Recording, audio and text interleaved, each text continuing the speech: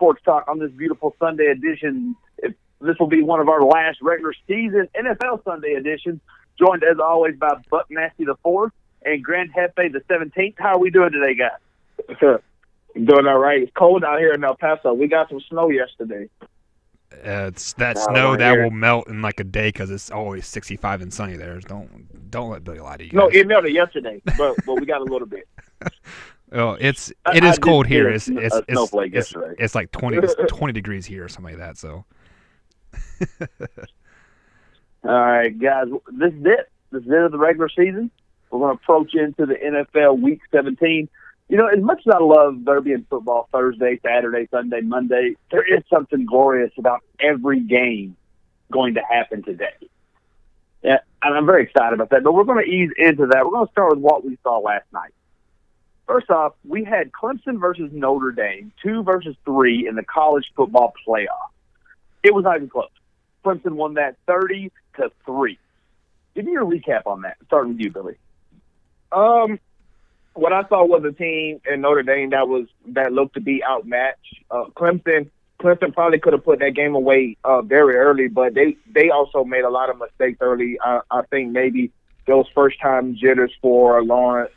Also, Notre Dame was bringing a lot of pressure at the beginning of the game, and that was making Trevor Lawrence move off his spot. He couldn't sit in the pocket, step up, and throw the ball. He had to throw the ball on the run a lot of times. I thought towards that second quarter, after they got that first touchdown, I think that's when they started to settle down.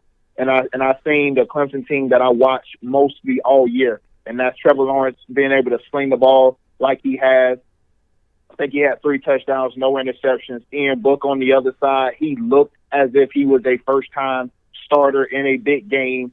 No touchdowns, 1 interception for him on 12 or 34. 17-34. That's not good at all. But yeah, I just seen a Clemson team that's performed all year. Hunter Renfrow and Rodgers and Trevor Lawrence and Etienne.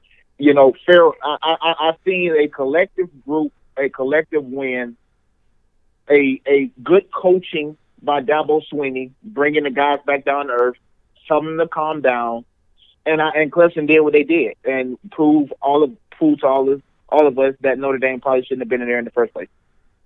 All right. Mike, what about you? I just want to start out here, but I'm not taking anything away from Clemson whatsoever. They are a very good team. They're going to give Alabama a great game in that championship game, but Notre Dame is 0-8 in their last 8 major games that they played in the postseason, and I believe they are 0-6 on the quote-unquote New Year's six games. So this shows you that their regular season does not really prep them for these postseason big games. Yes, they do have some big names on their schedule like USC. I'm drawing blanks here, but they have a few big games. But they had that one large game. They have 2-3 weeks off to kind of stumble and find their way, and then they had that one big game again. They can step up and perform for that one game again, and they stumble around. So I think this kind of proves that it is time for Notre Dame to get into a conference to like really, if they ever want to have a chance at winning a national championship game or a playoff game in general, they need that competition throughout the year, week in and week out, to prep them for games like this. Because just playing... Okay, Mike, to cut you off on that one, I have a quick question about that exact statement you're about to make. So I'll give you a couple more seconds of floor time to address that conference question here in a second. But let me ask you this. And now, obviously, I'm looking at small picture. I'm not going to take into the last 4 years of the account of what Clemson's done. If you were to compare Clemson and Notre Dame's schedule this year, I would say they're pretty close. Does that kind of make you rethink the toughness of their schedule? Because even though they're not fully committed to the ACC, they have some contracted partners with the ACC. And you throw in USC, you throw in Vanderbilt, you throw in these teams. For the most part, I mean, Florida State. But they also have to prove themselves. They had to win their conference championship game. They actually had to perform week in and week out to stay on top of that conference to go to the conference championship game. I mean, Clemson could have lost the conference championship game and probably still would have made it. I don't think so. Based on their dominance throughout the season. I think if they would have stumbled in their conference championship game, they would have probably been on the outside, like looking in, because you had those teams like Michigan that were right there, Ohio State and even Florida. I mean, all those teams were right there looking in, and yes, at the end of the day, I think the committee, the world wanted Clemson versus Alabama, but they also wanted a way to put that extra SEC team in there too, like a Georgia, LSU. So, well, Billy, you think they're going to pick Georgia over a one-loss Clemson? Oh, yeah, I think they would have took a one-loss Georgia over Clemson just because nobody think the ACC is really good outside of Clemson. Florida State has had a down year. Miami had a down year. So I think a two-loss Georgia team that battled Alabama the way they did, I think they would have found a way to put them in, or at least a one-loss conference champ Ohio State, I think would have got in. But Mike, to your point about Notre Dame's schedule, I don't think. Yeah, I do agree that I don't think it's fair that they don't get to play in a conference. They don't have to go against those juggernauts, i.e. Alabama, or right now how Clemson, Ohio State, and how these guys are dominating their conference year in and year out right now, especially Clemson for the last 4 years in ACC. So I agree with you on that point, but their schedule is pretty solid. I mean, they can't help that this was a down year for a lot of the teams that they scheduled. When they scheduled this Florida State team, this was coming off of a national championship. So who would have thought that, coming off a national championship 3 years later or 4 years later past Jameis Winston, we would be out of the bowl game, fighting even be recognized. So, yeah, I agree with the schedule portion as far as conference championship, but it's not as if that they just had a cupcake schedule. Well, I mean, they had a Florida State, they had a Northwestern, they had a USC. They had some Power 5 names in there. It was just a down year for those teams. Right. Yeah, and let's not. Great point, Bill. Let's not let 4 months blind the fact that they beat this Michigan team. Before this Michigan team imploded against Florida, imploded against Ohio State, this Michigan team was in the top 4, and they was the only blemish on that record for about 90% of the season. So, I mean, look, I get there's something for Clemson doing this over and over. This is their 4th straight year, but I'm also.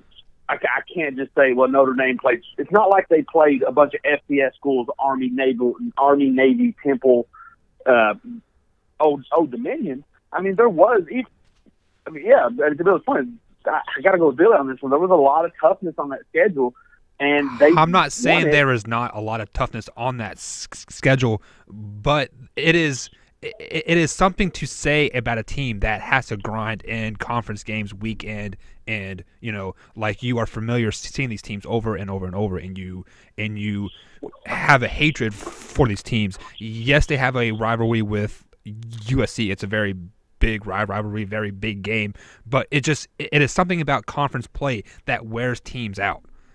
I mean, like, I can't explain it. It's something about conference plays that wears teams out. We'll get to that because there's some questions to go there. Let's move on here. Let's get real quick on this.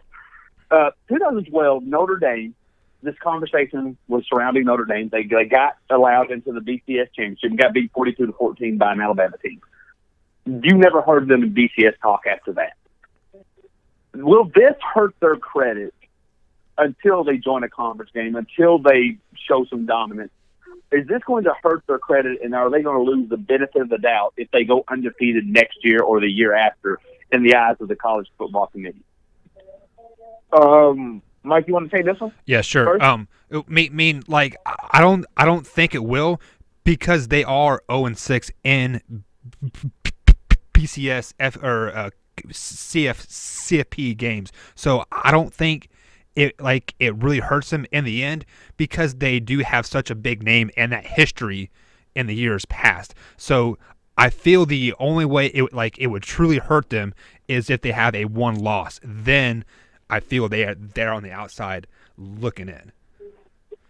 Okay, yeah, I'll let Mike go first because I thought he was going to say something different. Yeah, that's exactly the point I was going to make. They're still Notre Dame, and although what they've been lately, that still won't impact what they were for a lot of people. And a lot of those people that's sitting in those chairs watch those Notre Dame teams.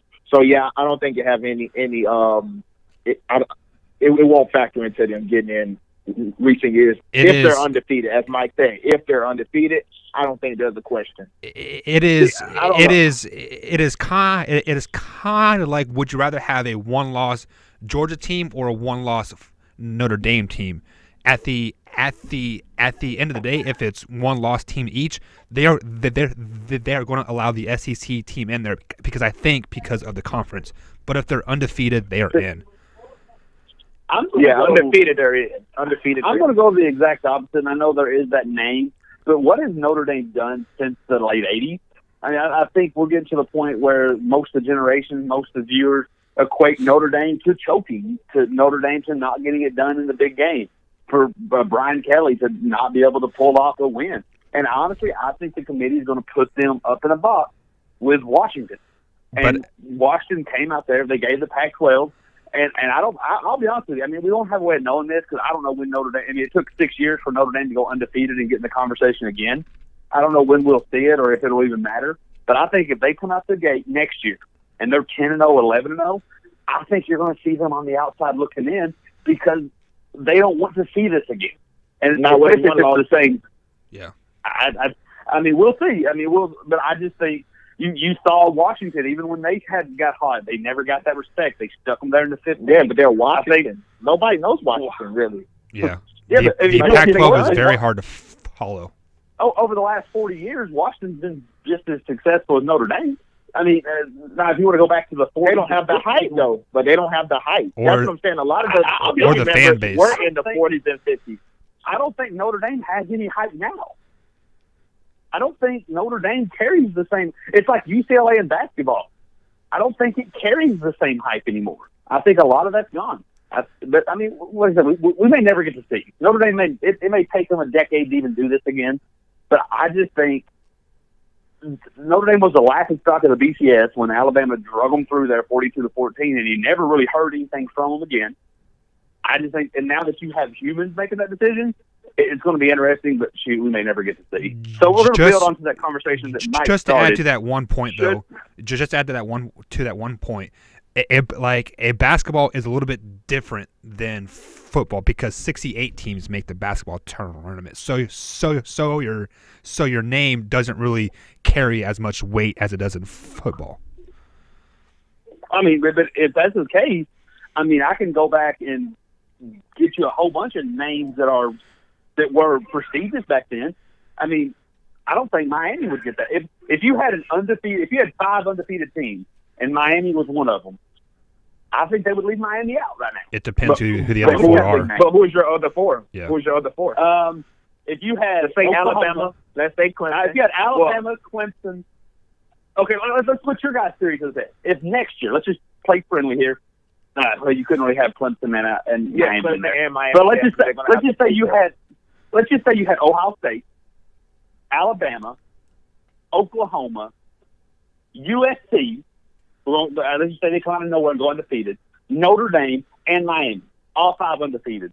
Who's the one team left out? I'm thinking either USC or Notre Dame. Honestly, I agree with that. So I think the USC. If you think about Miami's schedule, and next year it couldn't be possible anyways. The Alabama and